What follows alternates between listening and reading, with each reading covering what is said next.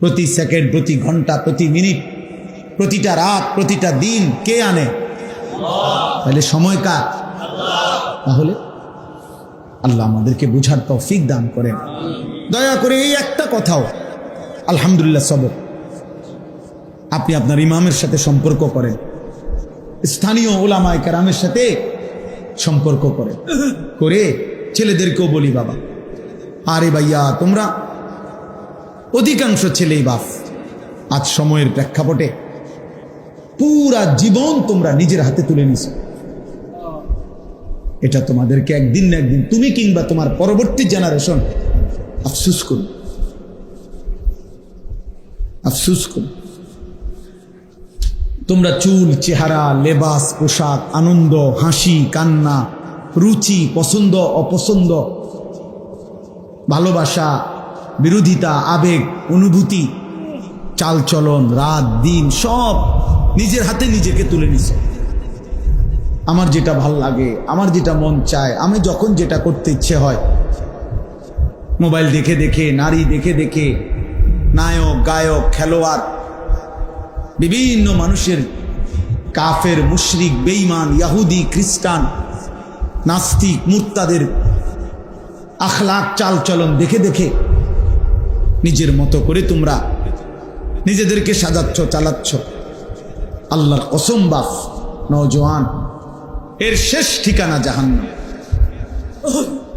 এই জীবনের শেষ ঠিকানা জাহান্নাম, এর শেষ ঠিকানা জাহান্নাম। ওই যে হাসে কিছুটা প্রতিবন্ধী যারা, তারা হাসে। হ্যাঁ, অনেক ছেলে তো একটু প্রতিবন্ধী, তো হাসে, মানে হে মনে করে যে আমারই কইতেছে রে কি সুন্দর। প্রতিবন্ধী যে মানে লজ্জা শরমটুকুও নাই, অনুভূতিটুকুও নাই, লজ্জাও নাই। মানুষ কি মনে করে? মানুষ যা ইচ্ছা মনে করবে। আমার মতো ধরছে, আমি মুইতা লাইছি, মানুষের কি মনে করার কি আছে? রাস্তার পাশে যে তুমি পেশাব করে দিলা, মানুষে কি মনে করবে? আরে মানুষে কি মনে করবে, এটা মানুষের বিষয়। আমার পেশাবে ধরছে, আমি মুইতা লাইছি। এই হলো ছেলেদের আখলাক। কে কি ভাববে, কে কি মনে করবে, আমি এত কিছু খুঁজে আমার দরকার? আমার মন চাইছে আমি নারী দেখব, ছবি দেখব, আমার মন চাইছে আমি বেঈমানের মতো, কাফেরের মতো চুল রাখবো, চেহারা সাজাবো, যা মন চাই তাই করব। এখানে অন্যের কি? এই যে মনের ইচ্ছা মতো স্বাধীন এই জীবন, আল্লাহর কসম কোরআনে আল্লাহ বলছে এই জীবন কুকুরের জীবন। কসম খোদার, এটা কোরআন শরীফের আয়াত। আল্লাহ বলছে যে জীবন মনের ইচ্ছা মতো চলে সে জীবন কুকুরের জীবন, অন্য প্রাণী না, কুকুর। আল্লাহ বলছে ফামাসালুহু কামাসালিল কালব, কালব মানে কুকুর। যে জীবনে আল্লাহ নাই, যে জীবনে রসুল নাই, যে জীবনে কোরআন নাই, যে জীবনে ইসলাম নাই, যে জীবনে কারো আদর্শ নাই, আমার মতে যা মন চায় তা, এই জীবন কুকুরের জীবন। আল্লাহ আমাদেরকে হেফাজত করে, একটা একটা সন্তানকে আল্লাহ হেফাজত করে। এই জন্য বাবা, ভাই, জওয়ান, বুড়া সবাই রে, আমারেও, আমিও, আপনারাও, প্রত্যেকেই এটা দরকার। আমার ইমান, আমার আমল, আমার আখলাক, আমার লেনদেন, আমার আচরণ, আমার বাজার, আমার ব্যবসা, আমার ঘর দুয়ার, আমার ক্ষেত খামার, আমার বেচা কিনা, সব কিছুতে সঠিক হচ্ছে কিনা কোরআন সুন্নাহর আলোকে, হালাল কিনা হারাম কিনা, জায়েজ না না জায়েজ, হচ্ছে না ইসলাম মতো। প্রিয় ভাই বাপ, এটা জেনে নেওয়া, বুঝে নেওয়া একজন মুসলমানের প্রতিদিনকার দায়িত্ব। ফুকাহায়ে কেরামের ভাষায় একটা শব্দ আছে যে ইলমুল হাল, এটা ফরজ। অর্থাৎ আমি যখন যেই পরিস্থিতির মুখোমুখি হই ওই বিষয়ের মাসআলা জেনে নেওয়া আমার জন্য ফরজ। আমি ব্যবসা করব, তো আমি অন্য কিছু না জানি, উপার্জনের আরো যতজন যত কিছু করে, আচ্ছা ওটা আমি না জানলাম, কিন্তু আমার এই দোকানটা করতে গিয়ে আমার জন্য হালাল কোনটা হারাম কোনটা এটা আমার জন্য জানা ফরজে আইন। বুঝেন নাই কথাটা? এদুর কম পক্ষে জানা কি ফরজে। ফরজে আমি জমিটা বেচবো, এখন এখানে হালাল পদ্ধতি কি হারাম কি এতটুকু জানা আমার জন্য ফরজে আইন। আমি আমার মেয়েটাকে বিয়ে দেব, এখানে শরীয়তের বিধান কি, হারাম কি হালাল কি এটা জানা ফরজ। ফরজ বিস্তারিত সকল বিষয়ে পূর্ণাঙ্গ ইলম, এটা ফরজে কিফায়া। এটা কিছু উলামায়ে কেরাম ওনারা শিখলেই হবে, বাকিরা ওনাদের থেকে জেনে নিবে। কিন্তু আমি যখন যে পরিস্থিতির মুখোমুখি, ওইটুকুর পরিমাণ ইলম আমার জন্য জানা ফরজে আইন। তাহলে এখন নামাজ, এটা কি আমাদের মাঝে মাঝে পালন করার মতো আমল? তাইলে এটার জন্য সবার জন্য জানা এর মাসলা মাসাইল ফরজ, সবার জন্য পড়ে। আপনি স্কুলে না কলেজে, শিক্ষিত না অশিক্ষিত, মূর্খ বকলম, এটা কোনো বিষয় না, সবার জন্যই এটা কি ফরজে আইন।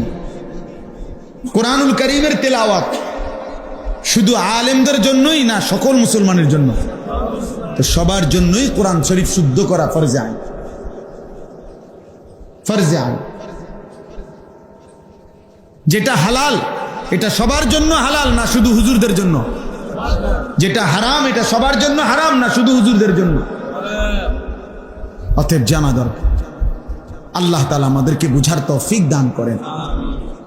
আমি এবার যে আয়াতটা পড়ছি অল্প একটু, আর এই আয়াতটার উপরে একটু কথা আপনাদেরকে শুনাইতে চাই। কোরআনুল কারীমের 10 নম্বর পারা 9 নম্বর সূরা, সূরা তাওবা, এই সূরার 24 নম্বর আয়াত আমি তেলাওয়াত করেছি। এবার এইটুকু আয়াতের তরজমা বলি। একেবারে একটা ছোট্ট প্রেক্ষাপট আছে এই আয়াত নাজিলের, শানে নুজুল। আমাদের প্রিয় নবী সাল্লাল্লাহু আলাইহি ওয়াসাল্লাম আল্লাহ তাআলার পক্ষ থেকে, মানে আমি খুব সংক্ষেপে বলতেছি, আল্লাহ তাআলার পক্ষ থেকে যখন সাহাবায়ে কেরামকে মক্কায় হিজরত করার জন্য মদিনায় আদেশ করছেন আল্লাহর পক্ষ থেকে, তো আল্লাহর পক্ষ থেকে আদেশ করার পরে সাহাবায়ে কেরামের অধিকাংশই মক্কা থেকে হিজরত করে মদিনায় চলে গেছেন। দুইভাবে গেছেন, কেউ নবীজি সাল্লাল্লাহু আলাইহি ওয়াসাল্লাম উনি সশরীরে হিজরত করার আগেই চলে গেছেন কেউ, আর কিছু ওনার পর পরে গেছেন, বাকি অধিকাংশই চলে গেছেন। অল্প কিছু মুসলমান তারা আর রাগ করে সতর্ক করছেন যে দুনিয়ার সব কিছুর চাইতে আল্লাহর ভালোবাসা, দুনিয়ার সব কিছুর চাইতে আল্লাহর ভালোবাসা আগে দিতে পারলা না, দুনিয়ার সব কিছুর চাইতে আমার রাসূলের ভালোবাসা আগে দিতে পারলা না, দুনিয়ার সব কিছুর চাইতে আল্লাহর পথে জিহাদ, আল্লাহর জন্য কুরবানি, জান মালের ত্যাগ এটা করতে পারলা না, ঠিক আছে অপেক্ষা করো আল্লাহর পক্ষ থেকে আযাব আসা পর্যন্ত। বইয়া বইয়া ঘর গুছাও আর দেখবে এরই মধ্যে আযাব চলে আসবে। আল্লাহ তাআলা এভাবে বলছে। তাইলে কোরআন এবং সুন্নাহর মধ্যে বহু জায়গায় এই কথাটা আল্লাহ তাআলা বুঝাইছেন। এই পৃথিবীতে তোমার পছন্দের যত কিছু আছে সব কিছুর ঊর্ধ্বে আল্লাহর ভালোবাসা, সব কিছুর ঊর্ধ্বে রাসূলুল্লাহ সাল্লাল্লাহু আলাইহি সাল্লামের ভালোবাসা, সব কিছুর ঊর্ধ্বে আল্লাহর পথে জান মালের কুরবানি। এই তিন জিনিস সব কিছুর ঊর্ধ্বে থাকতে হবে, নাই তো নিশ্চিত ধরে নাও তোমার উপরে আল্লাহর আযাব আসবে। দুনিয়াতেও লজ্জিত হবে, লাঞ্ছিত হবে, আখিরাতেও লাঞ্ছিত। এই কথাইটাই আল্লাহ এখানে বলছে। দেখেন, 8টা জিনিসের প্রতি ভালোবাসা এখানে আল্লাহ তুলে ধরছে দুনিয়াবি। 1, আবা উকুম, তোমাদের বাবা দাদা মা, তোমাদের পিতা মাতা এবং তাদের পূর্বের যারা, অর্থাৎ বাবা মা দাদা দাদি নানা নানি এরা। 2 ওয়া আবনাউকুম, তোমাদের সন্তানাদি, ছেলে মেয়ে, নাতি নাতনি। 3 ওয়া ইখওয়ানুকুম, তোমাদের ভাই বেরাদর, ভাই বোন এরা। 4 ওয়া আজওয়াজুকুম, তোমাদের স্ত্রী। 5 ওয়া আশিরাতুকুম, তোমাদের সমস্ত আত্মীয় স্বজন, চাচা মামা ফুফা খালু, চাচতো ভাই জ্যাঠতো ভাই ফুফাতো ভাই মামাতো ভাই শালা দুলাভাই, আছে না এরকম আত্মীয়? এই আত্মীয় স্বজন, এই 5টা। 6 নাম্বার ওয়া আমওয়ালুন ইকতারাফতুমুহা, তিল তিল করে রোজগার করে যে সম্পদ তোমরা জমা করেছ সেই সম্পদ।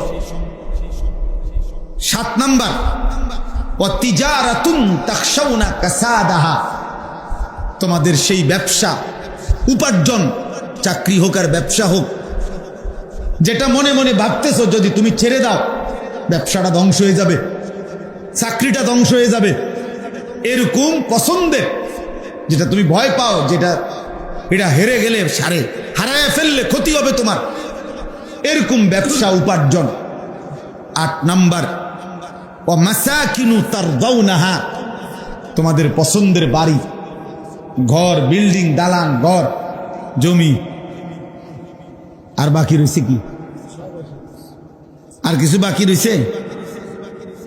আল্লাহ তাআলা বলেন তোমাদের পিতা মাতা, তোমাদের সন্তানাদি, তোমাদের ভাই বেরাদর, তোমাদের স্ত্রী, তোমাদের আত্মীয় স্বজন, তোমাদের জমানো সম্পদ, তোমাদের ব্যবসা এবং উপার্জনের মাধ্যম, তোমাদের পছন্দের বাড়িঘর, এই সব কিছুর চাইতে যদি আহাব্বা ইলাইকুম, অধিক প্রিয় না হয়, মহব্বতের না হয়, এগুলা যদি আহাব্বা ইলাইকুম, 3 জিনিস থেকে ওই 8টা যদি বেশি প্রিয় হয়, 3 জিনিস থেকে, 1 মিনাল্লাহ, আল্লাহ থেকে, ওয়া রাসূলিহি, আল্লাহর রাসূল থেকে, ওয়া জিহাদিন ফি সাবিলিহি, আল্লাহর রাস্তায় জিহাদ মানে জান মাল কুরবানি, এই 3 জিনিস থেকে যদি ওই 8 জিনিস তোমাদের নিকট বেশি প্রিয় হয়, ফাতারাব্বাসু, তাহলে তোমরা অপেক্ষা করো, হাত্তা ইয়াতি আল্লাহু বিআমরি, অচিরেই তোমাদের উপরে আল্লাহর আযাব আসলো বলে। আল্লাহর আযাব আসছে তোমাদের সামনে। এরপরে সর্বশেষ আল্লাহ বলে ওয়াল্লাহু লা ইয়াহদিল কওমাল ফাসিকিন। সাংঘাতিক কথা। আল্লাহর ভালোবাসার ঊর্ধ্বে, রাসূলের ভালোবাসার ঊর্ধ্বে, জিহাদের ভালোবাসার ঊর্ধ্বে যারা এই 8 জিনিসকে উপরে উঠিয়ে দিছে, আল্লাহ বলছে তারা ফাসিক, তারা পাপী। আর এমন পাপীকে আল্লাহ হেদায়েত দেয় না, জান্নাতের পথ দেখায় না। আল্লাহু লা ইয়াহদিল কওমাল ফাসিকিন।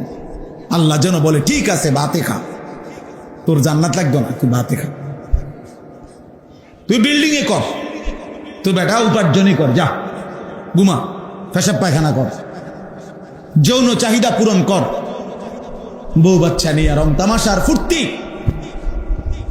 নফসের চাহিদার শাহওয়াত দুনিয়া পূরণ কর, যা, আমি তোকে জান্নাতের রাস্তা দেখাবো, আমি তোমাকে হেদায়েতের রাস্তা দেখাবো না। আমার বাপ, আমার বন্ধু, এবার এই আজকের এই ছোট্ট সময়ে কিশোর নওজোয়ান তোমাদেরকেও বলি, বয়স্ক বাবা আপনাদেরকেও বলি, আমাকেও বলি, আমরা ইনসাফের সাথে বলেন, ইনসাফের করে বলেন আমরা যে আমাদের আল্লাহর প্রতি ভালোবাসা, আমাদের রসুলের প্রতি ভালোবাসা, আমাদের আল্লাহর পথে নিজের জান মাল উৎসর্গ করার ভালোবাসা কোথায়? গত 60 বছর ধরে যিনি বিড়ি সিগারেট খাইতেছেন প্রতিদিন, আপনি আল্লাহ রসুলকে ভালোবাসেন?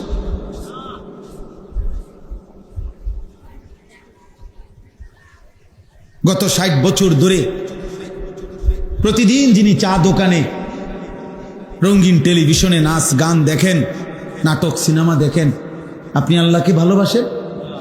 আপনি রসুলকে ভালোবাসেন? খোদার 365 দিনে কোনো দিন যার কপালে ফজরের নামাজ জুটলো না, 365 দিনের একটা বছরে যে কোনো দিন ফজরের নামাজ একদিনও পড়লো না, ও আল্লাহকে চিনে, ও রাসূলকে চিনে মূলত? বলেন, গত 30 বছর ধরে যে সুদ খায় সে রাসূলকে ভালোবাসে? 30 বছর ধরে যে প্রতিদিন নিজের ব্যবসায় ওজনে কম দেয় সে নবীকে ভালোবাসে? যার স্ত্রী আজকে 20 বছর ধরে বেপর্দা সে নবীকে ভালোবাসে?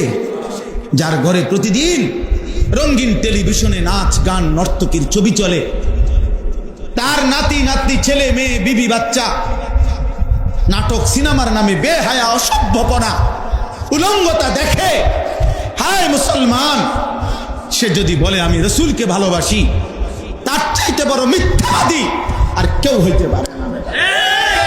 মিথ্যুক বেটা, মিথ্যুক, মিথ্যুক। সুদখোর কেমনে আবার রাসূলকে ভালোবাসে? হারামখোর আবার রাসূলকে কেমনে ভালোবাসে? মদখোর, গাঁজাখোর, ফুট্টাখোর, বাবাখোর ও কিভাবে নবীকে ভালোবাসে? জীবন ভর যে বিড়ি সিগারেট খায় সে কিভাবে নবীকে ভালোবাসে? কথায় কথায় যে গালি দেয় সে রাসূলকে কিভাবে ভালোবাসে? যার স্ত্রী বেপর্দা সে কেন নবী প্রেমিক হবে? যার ছেলে মেয়ে নামাজ পড়ে না সে কিভাবে নবী প্রেমিক হইল? যার উপার্জনের মধ্যে হারাম রোজগার সে কিভাবে রাসূল প্রেমিক হইল? বলেন, বলেন মেয়ে, বলেন। আশেকে রাসূল আপনি বললেই হলো। আপনি বুঝেন আশেক মানে কি, ইশক মানে কি? আপনার যেই কোনো পছন্দের আলেম, আপনি যেই তরিকার হন, আপনি ওই তরিকার হুজুর যিনি, উনারে জিজ্ঞাসা করেন যে ইশক কাকে বলে, আশেক কাকে বলে। কসম আল্লাহর, এটা আরবি শব্দ। এই শব্দ আরবিতে পৃথিবীর সমস্ত কিতাবে, ডিকশনারিতে, অভিধানে আছে। ইশক বলে কাকে? তাজাবুজু হাদ্দিল মাহাব্বা, মহব্বতের সীমা ছাড়িয়ে যাওয়া, মহব্বতের সীমা অতিক্রম করা, এটাকে বলে ইশক, এটাকে বলে আশেক। তার মানে বিশ্বাস করেন আশেকে রাসূল বলা হয় ওই ব্যক্তিকে যার একটা নিঃশ্বাস পর্যন্ত রাসূলের বিরোধী না, যার এক একটা নিঃশ্বাসে নবীর অনুসরণ, এক একটা চোখের পলকে রাসূলের অনুসরণ, একটা বিন্দু বিসর্গে যে কল্পনাও করে না নবীজির সুন্নতের খেলাফ, তাকেই বলে আশিকে রাসূল। অর্থাৎ যার যার ভালোবাসা এই পর্যায়ের যে আমার হাসি, আমার কান্না, আমার আনন্দ, আমার বেদনা, আমার সকাল, আমার দুপুর, আমার রাত, আমার গভীর একাকী, আমার হাঁটা চলা, আমার খাদ্য খাবার শোয়া, কদম কদম আমার রাসূলের অনুসরণ, সে না আশেক হবে?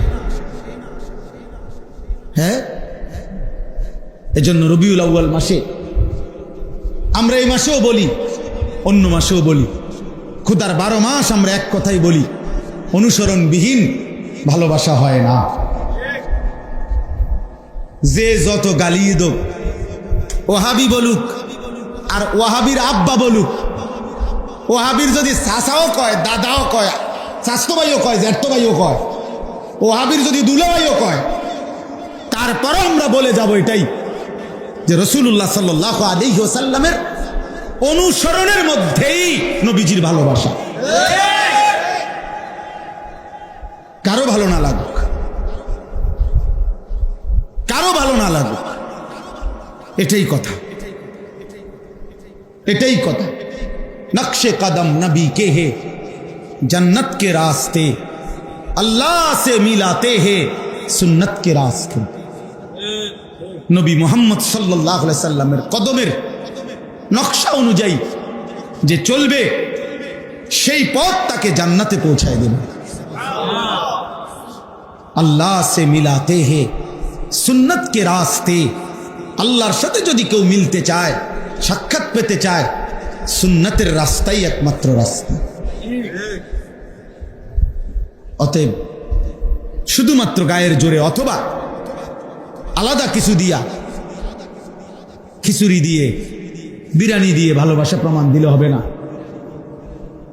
ইত্তেবা এবং সুন্নাত, নবী সাল্লাল্লাহু আলাইহি সাল্লামের অনুসরণ, এর মাধ্যমেই আল্লাহ আল্লাহ রসুলের ভালোবাসার প্রমাণ দিতে হবে। যে নবীজির সুন্নাতকে অনুসরণ করে সে নবীজিকেও ভালোবাসে, সে আল্লাহকেও ভালোবাসে। এই এক অনুসরণের মধ্যে এক মেসওয়াক মনে করেন আমি করলাম, এটা প্রমাণ করে রসুলকেও সে ভালোবাসে, আল্লাহকেও ভালোবাসে। অতএব আজকে এতটুকুই কথা। আমি দুইটা কথা আপনাদেরকে বলছি। এক নম্বর কথা হলো, প্রত্যেকটি আমল কবুল হওয়ার জন্য দুইটা জিনিস বাধ্যতামূলক, মনে আসেনি?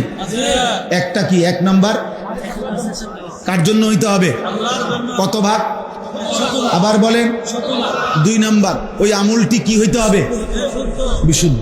বিশুদ্ধটা ঠিক করবে কিসের ভিত্তিতে? নবীজির তরিকার ভিত্তিতে, সুন্নাত, নবীজির তরিকার ভিত্তিতে। তিনি যেভাবে রুকু দিছেন, তিনি যেভাবে সেজদা দিছেন, নবী যেমনে আত্তাহিয়াতু করছেন, নবী যেমনে পড়ছেন। হ্যাঁ, বাহ্যিক এক হইতে হবে, কলিজার হাকিকত ভিন্ন হইতে পারে।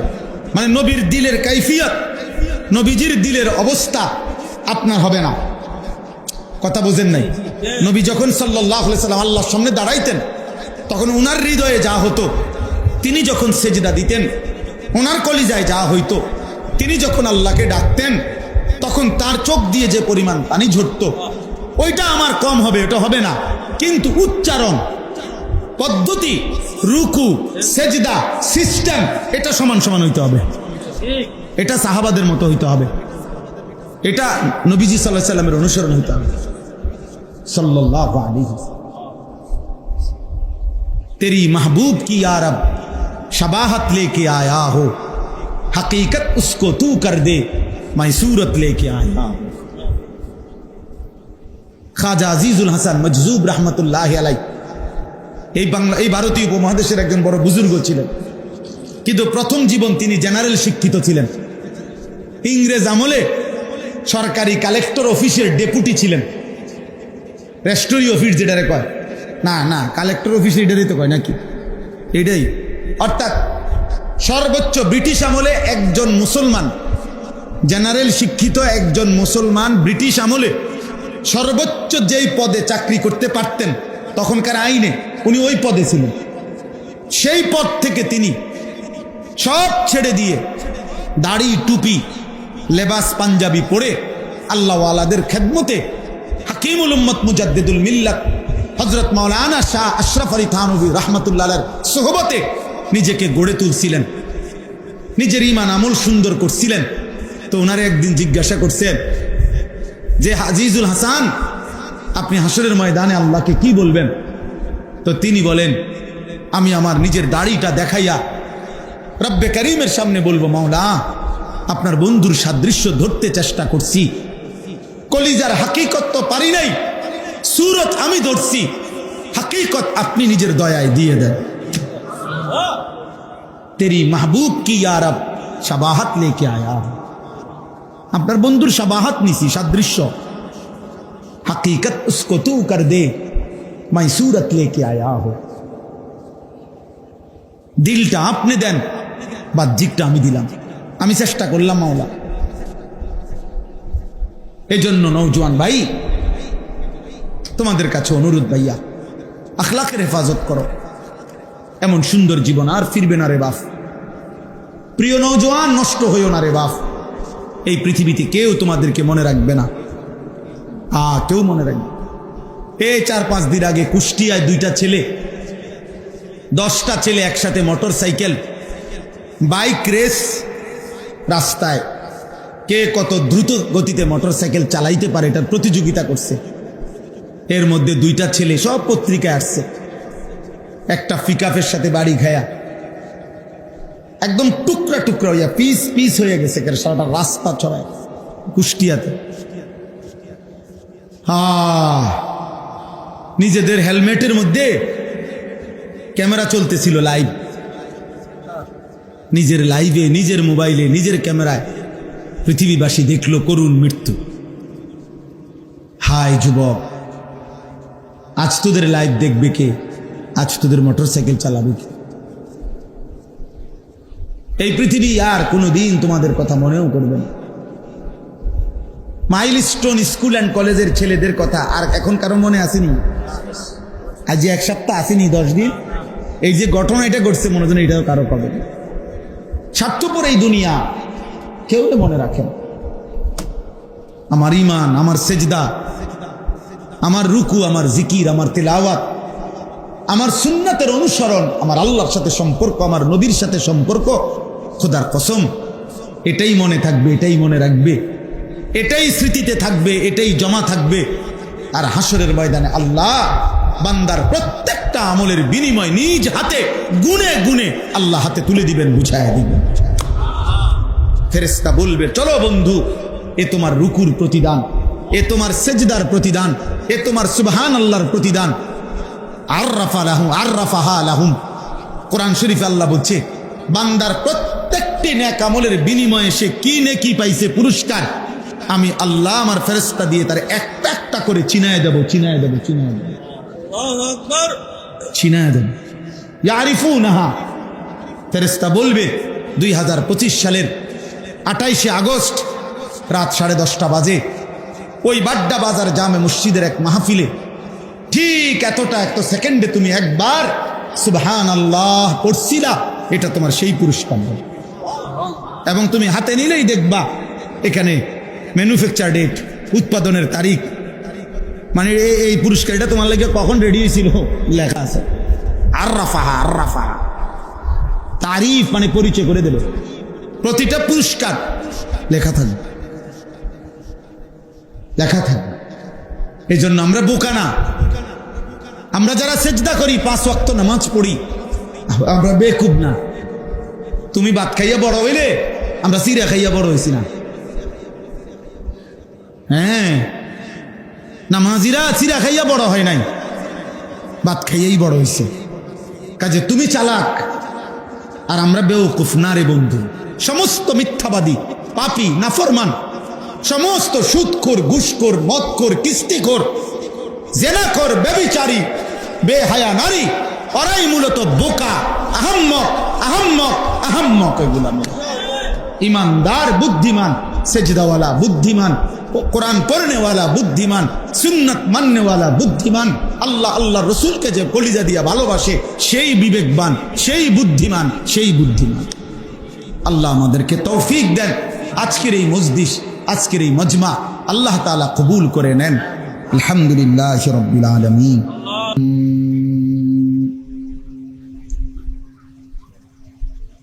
قل إن كان آباؤكم وأبناؤكم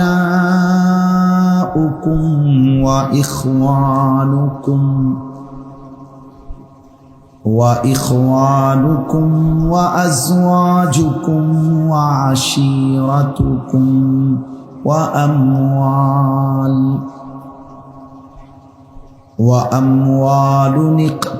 اقترفتموها وتجارة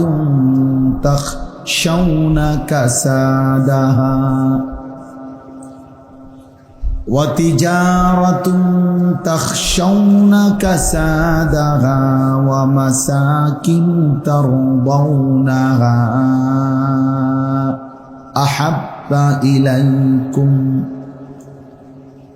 أحب إليكم من الله ورسوله وجهاد في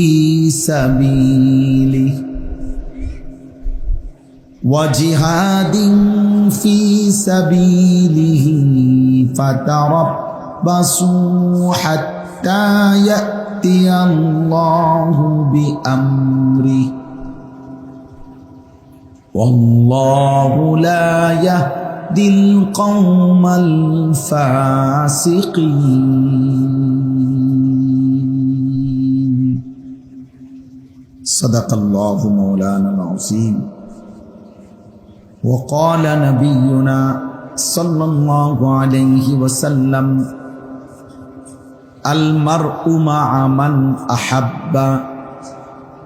اللهم صل على محمد وعلى آل محمد كما صليت على إبراهيم وعلى آل إبراهيم إنك حميد مجيد اللهم بارك على محمد وعلى آل محمد كما باركت على إبراهيم وعلى آل إبراهيم إنك حميد مجيد سبحانك لا علم لنا إلا ما علمتنا إنك أنت العليم الحكيم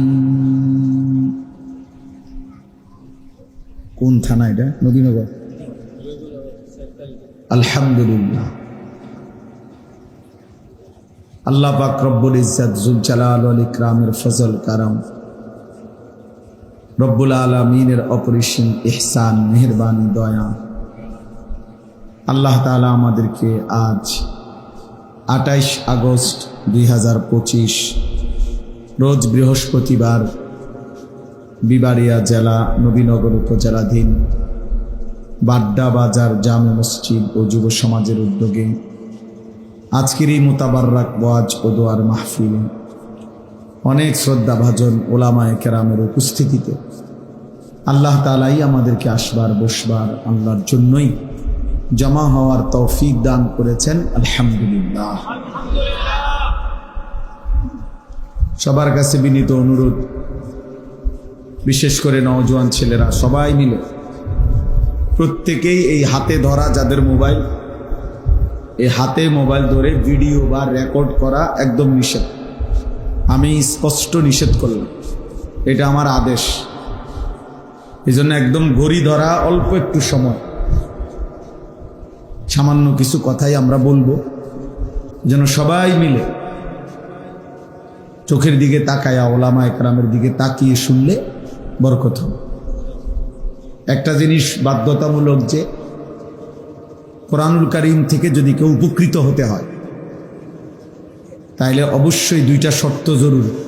আল্লাহ নিজে বলছে, ফাসতামিউ লাহু ওয়া আনসিতু। এক নম্বর হলো মনোযোগ দিয়ে শোনো, দুই নম্বর হলো চুপ থাকো। এটা আল্লাহ তাআলার আদেশ। আল্লাহ বলছে তোমরা মনোযোগ দিয়ে শোনো এবং চুপ থাকো, লাআল্লাকুম তুরহামুন, অবশ্যই তোমাদের উপরে রহমত বর্ষিত হবে। তো তাফসীরের মধ্যে আছে রহমত বর্ষিত হবে মানে আল্লাহ তাআলা তোমাদেরকে আমলের তৌফিক দান করবে।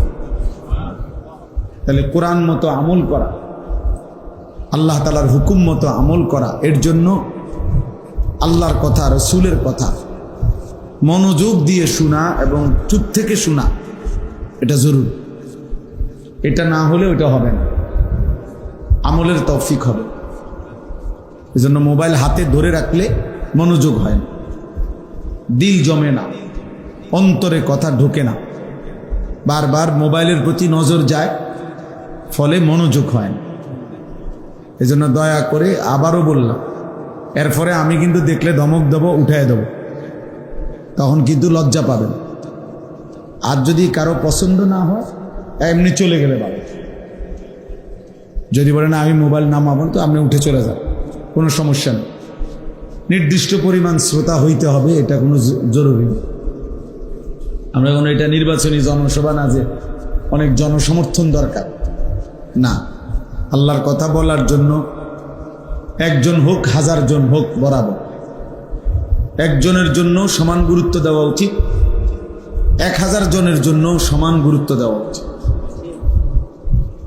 এটা জরুরি, আল্লাহর জন্য হইতে হবে। আর আল্লাহর জন্য হলে কম বা বেশি এতে কোনো সমস্যা নেই। একজন বিশ্ববিখ্যাত বুজুর্গ ছিলেন, ও ভাই আপনি এটা নামান, বাংলা বুঝছিলেন এতক্ষণ না ইংরেজিতে বলবেন?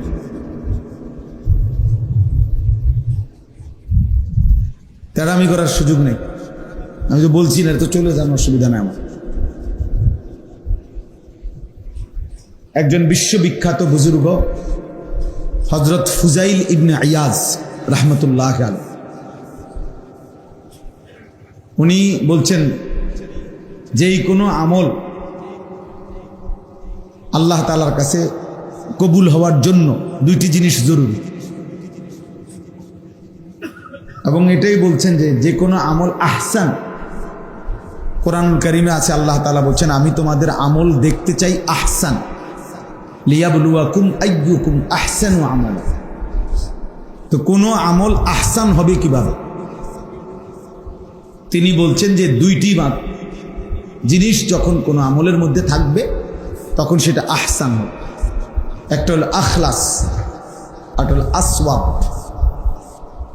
একটা হলো শতভাগ আল্লাহর জন্য, আরটা হলো শতভাগ বিশুদ্ধ। পূর্ণ সঠিক হইতে হবে এবং পূর্ণ আল্লাহর জন্য হইতে হবে। ইসমে তাফসীর, পূর্ণ আল্লাহর জন্য হইতে হবে, 100 এবং 100 সঠিক হইতে হবে। জোড়াতালি দিলে হইতো না, কোন রকম হইলে হইতো না। মিল্লা জিল্লা না, মিল্লা জিল্লা একটা হইলেছে না, মিল্লা জিল্লা কুমিল্লা, মিল্লা জিল্লা কোনো বিবারিয়া না, কাজেই মিল্লা জিল্লা না, কোন রকম না, জোড়াতালি। ইসলামের মধ্যে কোনো রকম কিছু নেই, কোনো কিছুই কোনো রকম নেই, সবই পরিপূর্ণ, পূর্ণাঙ্গ। তো তিনি বলছেন যে কোনো আমল ইজা কানাল আমালু খালিসান ওয়া লাম ইয়াকুন সাওয়াবান লাম ইউকবাল। কোনো আমল যদি কেউ আল্লাহর জন্যই করছে কিন্তু অশুদ্ধ, সেটা কবুল হবে না। ওয়া ইজা কানাল আমালু সাওয়াবান ওয়া লাম ইয়াকুন খালিসান লাম ইউকবাল। কোনো আমল সঠিক হয়েছে কিন্তু আল্লাহর জন্য করে না, সেটাও কবুল হবে। তাহলে কবুল হওয়ার জন্য কি করতে হবে? তিনি বলছেন হাত্তা ইয়াকুনা খালিসান সাওয়াবান, যতক্ষণ পর্যন্ত না সেটা আল্লাহর জন্যই হবে এবং সর্বোচ্চ সঠিক বিশুদ্ধ হবে। তো এরপরে বলছেন আরেক লাইন আছে, কোন আমল খালেস হবে, তাহলে আমালু খালিসুন ইজা কানা লিল্লাহ, যখন সেটা শুধু আল্লাহর জন্য হবে। ওয়াল আমালু সাওয়াবান ইজা কানা আলা সুন্নাহ, কোন আমল সঠিক হবে তখন যখন নবী সাল্লাল্লাহু আলাইহি সাল্লামের শতভাগ সুন্নাত মোতাবেক হবে। নবীজির সুন্নাত মোতাবেক হলে সেটা বিশুদ্ধ, শুধুই আল্লাহর জন্য হলে সেটা খালেস। আর এই দুইটা হলে ওই আমল আল্লাহর কাছে কবুল। এই জন্য ভাই এটা আমাদের জন্য জরুরি। আমাদের ওযু, নামাজ, সূরা, কেরাত, দোয়া, কালাম যে যেটুকুই করি, এইটুকুর মধ্যে বারবার এটা পরীক্ষা করা, ওলামায়ে কেরাম থেকে যাচাই করা উচিত যে সঠিক হচ্ছে কিনা, এবং আল্লাহর জন্য আমার দিলকে প্রশ্ন করা উচিত যে আমি আল্লাহর জন্য করছি কিনা। মসজিদে তো নামাজ পড়লেন পাঞ্জাবি গায়ে দিয়া, মসজিদে যখন আসছেন তখন তো পাঞ্জাবি গায়ে দিয়ে আসছিলেন। এই আপনি যখন ঘরে কোনো কারণে নামাজ পড়েন তখন যে শুধু একটা গেঞ্জি গাও দিয়া অথবা উর্ফে গামছা একটা কান্দে দিয়া, ঘটনাটা কি? মসজিদে যেই আল্লাহর জন্য করছিলেন, ঘরে কি সেই আল্লাহ না ভিন্ন কেউ? তো তাহলে দুই রকম হইল কেন? নামাজ ঘরে শুধু গেঞ্জি গাও দিয়ে নামাজ পড়লেন কেন? ঘরে শুধু গামছা কান্দে দিয়ে নামাজ পড়লেন কেন? মূল কারণ হলো মসজিদে আরো অনেক মানুষ আছে, মানুষে মন্দ সন্দ করবে। তোর কি আকলও নাই? একটা জামাও গাও দিয়ে তার সত্তা, এই কারণ। আর এখানে ঘরে মানুষ নাই, কেউ দেখবে না, মানুষ সে তো নাই, আমি একাই। তাহলে মসজিদেও নামাজ পড়ছে মূলত মানুষের দেখানোর জন্য, ঘরেও নামাজ পড়ছে মানুষের জন্য, মানে এখানে মানুষ নাই এজন্য এরকম, ওইখানে মানুষ আছে এজন্য এরকম। তা আল্লাহর জন্য হলো কই? আল্লাহর জন্য হলে তো বরাবর হইতো, আল্লাহর জন্য হলে বরাবর হইতো না। এটা ছোট্ট উদাহরণ দিল। 4 রাকাত ফরজ নামাজ, এটা কার জন্য? তো 2 রাকাত সুন্নত, এটা কার জন্য? 4 রাকাত সুন্নত, এটা কার জন্য? তো আপনি 4 রাকাত ফরজ যে ইমাম সাহেব পড়ে কতক্ষণ সময় লাগে রুকুতে, সেজদাতে, আত্তাহিয়াতুতে? আপনি আজকে 30 বছর ধরে এটা বোঝেন নাই, আপনার একটা আইডিয়া হয় নাই যে 4 রাকাত ফরজ নামাজ পড়তে কতক্ষণ লাগে। তো আপনি যে নিজে 4 রাকাত সুন্নত পড়তে সময় 1.5 মিনিটে পড়লাম, কি মেশিন দিয়ে পড়েন? কথা বোঝেন নাই? আপনি কি মেশিন লাগাইলেন সে সময় বলে? তাইলে এই 2 রকম হইল কেন? আল্লাহর জন্য হলে ফরজ, ওয়াজিব, সুন্নাত, মুস্তাহাব বরাবর হবে। ইখলাস শুধুই আল্লাহর জন্য। ছোট্ট থেকে ছোট্ট বিষয়ও খেয়াল করতে হবে। আর হলো বিশুদ্ধ, রুকু থেকে সোজা হয়ে দাঁড়ানো ওয়াজিব, 2 সেজদার মাঝখানে স্থির হয়ে বসা ওয়াজিব।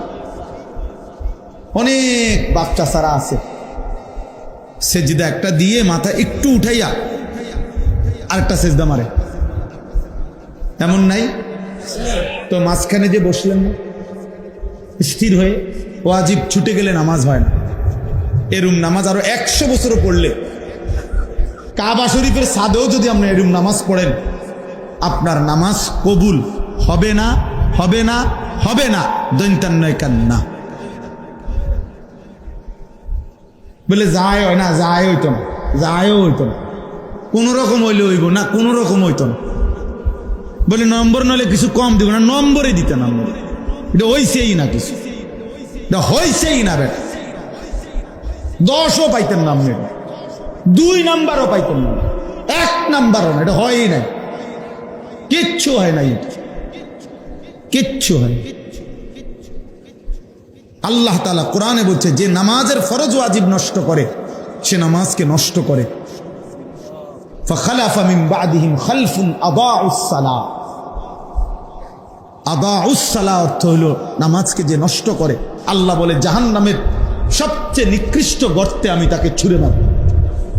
ফাসাউফা ইয়ালকাউনা গাইয়া, কোরআন শরীফের আয়াত। আর তাফসীরের মধ্যে আছে এই কথার অর্থ হইল বেনামাজি না, যে নামাজ পড়া সত্ত্বেও নামাজ নষ্ট করে, নামাজের ফরজ ওয়াজিব সুন্নাত ঠিকমতো আদায় করে না। নামাজের মধ্যে সূরা মিলানো ফরজ না সুন্নত? বলেন না কেন? নামাজে সূরা মিলানো, সূরা ফাতিহা না ওয়াজিব? সূরা মিলানো ফরজ। কেরাত পড়া যেটা আমরা করি, আচ্ছা কেরাত পড়াই কোন? কেরাত পড়া কি ফরজ, সূরা ফাতিহা কি ওয়াজিব। তো এটা যার শুদ্ধ হয় না, তো সে কি মিলাইল? অশুদ্ধটা এক, আমনে এটা 5-এর লগে 3 ইঞ্চি পায়, আমরা 6 ইঞ্চি 5 দিয়ে দিলে কি করবে? কথা বোঝেন না? এটা আপনি সারাদিন লাগাইলে কি লাভ? এটা 5 দরকার, 3 ইঞ্চি আপনি লাগাইছেন 2.5 ইঞ্চি 5, বলে মোটামুটি 2.5 তো, আর আধা না কম, ওটা মিলবে তো? কথা বলেন না কেন? এই 5-এর লগে এই 5 মিলবে তো? তো আপনি এটা কি কেরাত মিলাইছেন? এটা 2.5 ইঞ্চি 5 না মিলাইছেন, কি মিলাইছেন? এটা অশুদ্ধ। তাহলে যার সূরা কেরাত অশুদ্ধ তার নামাজ হয় না। ফাঁকনা আলাপ করলে হইতো না, আখেরাত পান খাইতে খাইতেন, আখেরাত বন খাইতে খাইতেন। সাদওয়ানের গপ মারো না, হাসরের মাঠ এক কথা না, বুঝেন নাই? বুঝলেন চাচা? চা দোকানে গপ মারন আর লম্বা লম্বা কথা কোন, আর হাসরের মাঠ এক কথা না। হাসরের মাঠ চা দোয়ান না, হাসরের মাঠ আমাদের ঘর না। হাসরের মাঠ ওই মাঠ ১৬ লক্ষ আম্বিয়া আদম আলাইহিস সালাম থেকে নিয়ে আখিরি নবী পর্যন্ত যে মাঠের ভয়ে দিবা নিশি কাঁদছেন, ওই মাঠের নাম হাসরের মাঠ। ওই মাঠের নাম হাসর। এটা মামুলি কোনো বিষয় না। আও মারতো না চাই, আল্লাহ ভরসা। আও মারতো না চাই না, মারতে হইব। আমি কি মারতো না চাই গীতা আবার আল্লাহ ভরসা। আরে হুজুররা কইতে লাগলি কি কোনটা কম কইনি? হ্যাঁ, মস্কারি করেন। হুজুররা বরঞ্চ কমই বলে। কোন আলেমে দিন আখিরাতের পুরা বর্ণনা জীবনেও পুরা শেষ করতে পারবে না। জান্নাত আসলে কত সুন্দর, খোদার কসম, এটা পৃথিবীর সব মৌলবী একসাথে হয়েও বলতে পারবে না। যা বলবে তা সামান্যই। জাহান্নাম কতটা ভয়ঙ্কর, এটা পৃথিবীর সব আলেম একসাথে হয়েও বুঝাইতে পারবে না। যা বলবে তা সামান্য। এই জন্য আপনি যদি মনে করেন হুজুররা যত কয় অত না, না না, হুজুররা যত কয় তার চাইতে কোটি গুণ বেশি। কথা বোঝেন না? জান্নাতের নিয়ামতও বেশি, জাহান্নামের আযাবও কি বেশি। বাপ, আমি লম্বা বয়ান করতে চাই না, মূল কথা আমি এটা বুঝাইলাম। আলহামদুলিল্লাহ, যে কয়জন বাবা ভাই বসছেন, নওজোয়ান ভাই, তোমাদেরকেও বলি ভাইয়া, যারা ওযু সুন্নাত মোতাবেক হয় না, যারা ওযুর ফরজ ঠিক মতো আদায় হয় না, গোসল ফরজ হয় বীর্যপাত হলে, তো যে ফরজ গোসল শরীয়ত মোতাবেক কুলি করা, নাকের নরম জায়গায় পর্যন্ত পানি পৌঁছানো, এটা যার ঠিক মতো আদায় হয় না, খোদার কসম সে নাপাক। সে যদি বঙ্গোপসাগরেও গোসল করে সে নাপাক। আর নাপাক ব্যক্তির যে নাকের নরম জায়গায় ফরজ গোসলের সময় না, নাকের পানি নরম জায়গা পর্যন্ত ঠিক মতো পৌঁছায় না, সে নাপাক, অপবিত্র। আর এই অপবিত্র ব্যক্তি কাবা শরীফে ঢুকে নামাজ পড়লো, ওই নামাজ কবুল হবে না, হবে না, হবে না।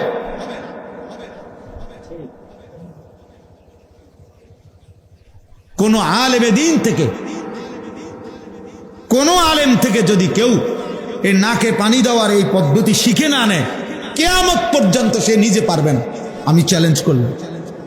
আমার নাম আনিসুর রহমান। আবার যেদিন আইতেন কন, সেদিন আমি বিচারে দিনের মেল বই বুঝে দিন, বুঝেন না এমনি কথা। চাই সেটা মক্তবের হুজুর হোক, মসজিদের ইমাম হোক, কোনো না কোনো আলেমে দ্বীন থেকে এটা কি করে নিতে হবে, মস্ক করে নিতে হবে। শুনলেই হবে না, মানে আপনি এটা শুনছেন যে নাকের নরম জায়গায় পানি পৌঁছানো ফরজ, এরপরে নিজে নিজে করবেন, হবে না, পারতেন না। আপনাকে কোনো আলেম থেকে এটা শিখে নিতে হবে। রুকুতে পিঠ সোজা করা, এটা কোনো আলেম থেকে মস্ক করতে হবে।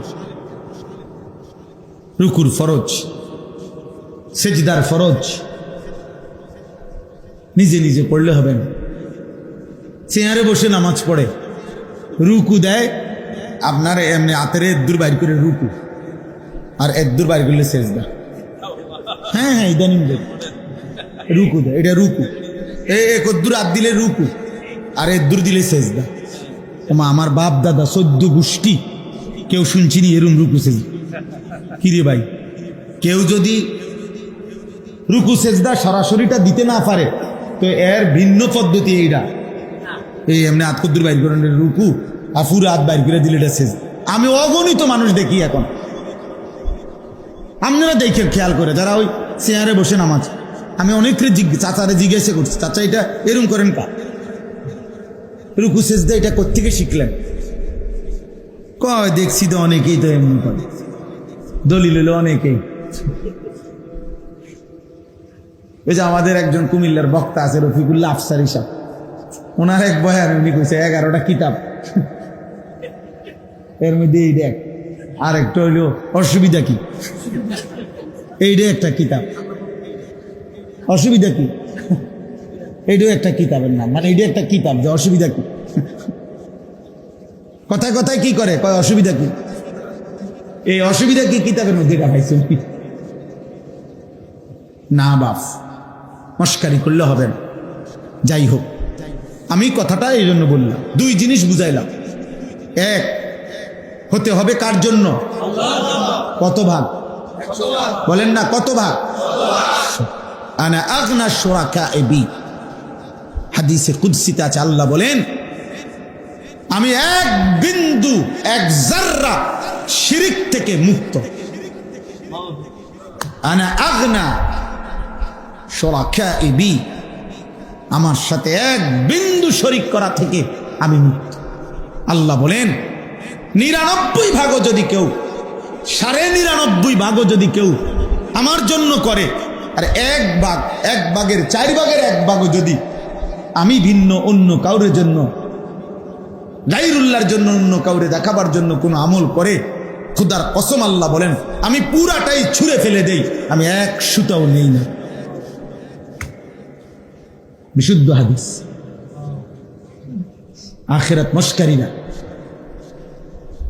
আখিরাত মস্কারি নয়, শতভাগ এই দুই জিনিস শুধুই আল্লাহর জন্য, আর হলো রাসূলুল্লাহ সাল্লাল্লাহু আলাইহি ওয়াসাল্লামের তরিকায় আমল হইত। আমনের মন, আপনার মন মতো, আপনার মন মতো নামাজ পড়ে আতায়াতুলিল্লাহ সাল্লাতু তাবিয়াতু আসসালামু আলাইকুম নবী রাহমাতুল্লাহি ওয়া বারাকাতুহু আসসালামু আলাইনা ওয়া আলা বিল্লাহি সালিন আশহাদু আল্লা ইলাহা ইল্লাল্লাহ মুহাম্মাদুর রাসূলুল্লাহ সাল্লাল্লাহু আলাইহি ওয়া সাল্লাম আলা আলিহি ওয়া সাল্লাতু আলা ইব্রাহিম ওয়া আলা আলিহি ইন্নাকা হামিদুম মাজিদ আল্লাহুম্মা বারিক আলা মুহাম্মাদ ওয়া আলা আলি মুহাম্মাদ ওয়া বারিক আলা ইব্রাহিম ওয়া আলা আলি ইব্রাহিম ইন্নাকা হামিদুম মাজিদ আল্লাহুম্মা ইন্নী যালামতু নাফসি যুলমান কাসীরা ওয়া লা ইয়াগফিরু যুনুবা ইল্লা আনতা ফাগফির লি মাগফিরাতাম মিন ইনদিকা ওয়া ইন্নাকা আনতাল গফুরুর রহিম। আসসালামু আলাইকুম। খালাস খালাস, নামাজ এটা আত্তাহিয়াতু পড়লে, এটা দুরূদ শরীফ পড়লে, কি মেশিনে পড়লেন, কারে শুনাইলেন, এই মস্কারিটা কার লগে করলেন বলেন? বিবেক কি বলে?